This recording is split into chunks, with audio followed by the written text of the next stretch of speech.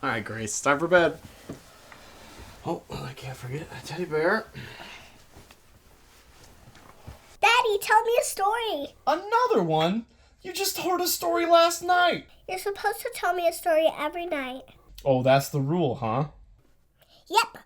How about another Christmas story? The Grinch Who Stole Christmas. No, I want to hear a new story. Oh, but this one actually is new because I lied. The name of it is The Grunch Who Ruined Lunch. What? Once upon a time, there was this Grunch. What's a grunch? A Grunch? Well, that's a big, red, hairy man who lives in a cave, and he's got a pet dog named Max. That's just a Grinch. No, this is totally different. The dog's name is Max, but it's spelled different, like MACKS, which is an acronym, and it stands for Maximal Animal Cave Killer Security System. And he's a robot, and he protects the cave. So Grunch, he hates lunch. He's fine with breakfast, he's cool with dinner, he'll even splurge on supper now and again, but the Grunch, he hates lunch, so he has no friends. What about brunch? Well, he's on the fence about that. But lunch? Lunch is a non-starter. Absolutely not. He won't even feed Max robo-lunch during the midday.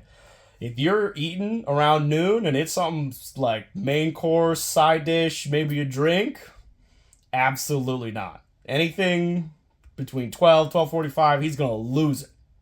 So, right next to the forest, there's a town full of Whatts. And the Whatts like to eat nothing more than they like to eat nuts. They eat nuts in the morning and they eat nuts at night.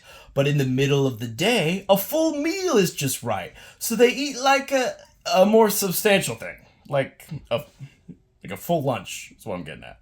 Daddy, this is dumb. Honey, let me get going. I'm getting into the rhythm of it. So, the point is, the Grunch who hates lunch, predictably, doesn't get along with the Whatts.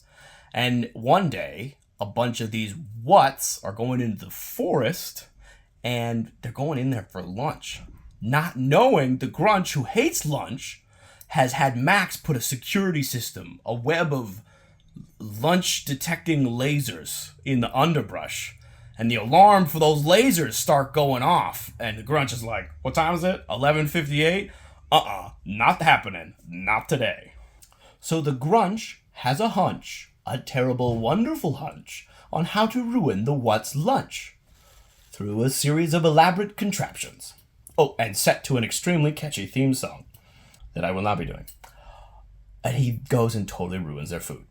So he put them to sleep with high-tech gas grenades, and he sets about ruining their lunch by baking their no-bake pie, separating the mac from their cheese, turning the pineapple upside-down cake right side up, frankly ruining the novelty of it, recrusting the PB&Js. You know, when you cut off the crust, he sews the crust back on. He takes a bite out of the center of the burrito, and he melts all of their candy with a hairdryer.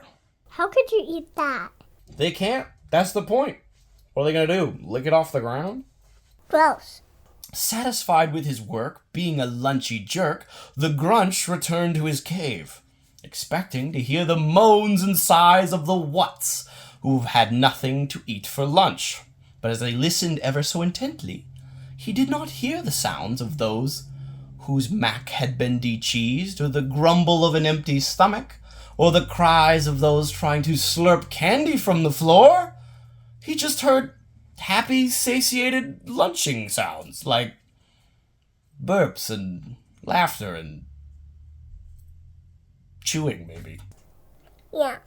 So he runs out and he's like, what's going on with the Whatts? And as it turns out, that's exactly what the Whatts wanted. They loved to lick candy off the ground and mix cheese and mac together in their mouths and to bake no-baked pie, and they were going to right side up that pineapple cake from the get-go. And the Grunch was like, dag nabbit, that looks like a really good meal now. And they're enjoying it so much. And then there's one cute little what named Mindy Lou Boo comes over and is like, thank you for making our lunch so awesome. Here's some food for you too. and it gave the Grunch a bunch of raw meat. And the Grunch is like, whoa, I love raw meat. I'm a big red hairy monster who lives in a cave. Of course I love raw meat. It's my jam. And he was so hungry from all of that activity, before he knew it, he was eating the raw meat with the Wutz for lunch. And ever since that day, he's been a big lunch guy. Like, he's clocking in 12 o'clock to 12:45. He's stuffing his face every day, never misses a day.